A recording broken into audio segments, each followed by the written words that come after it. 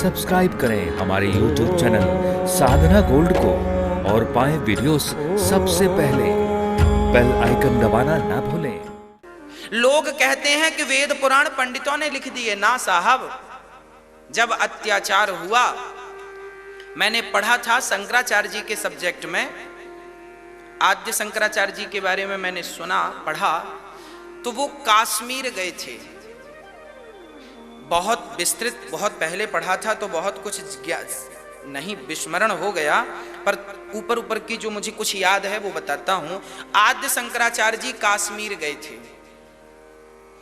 तो कश्मीर में एक प्राचीन ग्रंथ था, बहुत प्राचीन।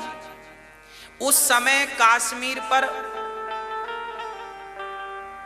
आद्य शंकराचार्य जी की नजर उस ग्रंथ पर पड़ी, तो उन्होंने कहा कि आप हमें 1 माह के लिए ये ग्रंथ दे दीजिए।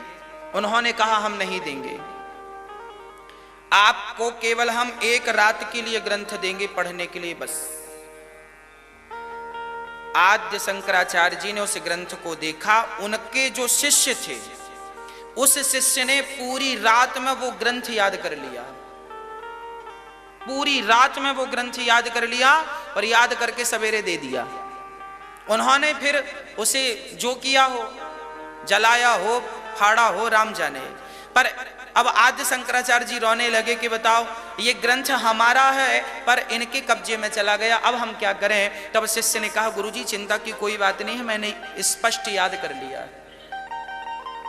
याद कर, ऐसे प्रखर बुद्धिमान भारत में पाए जाते थे, याद कर लिया।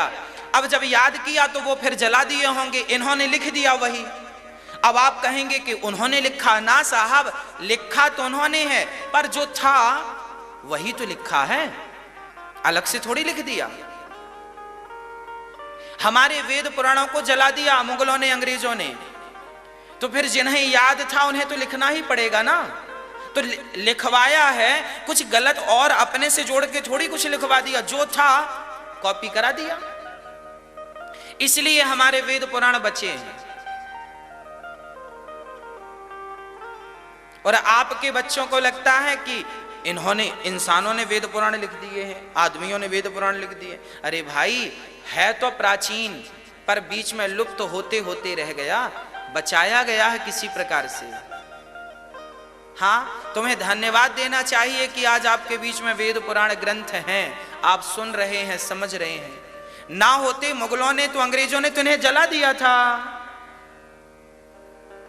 पर जिनके गले में था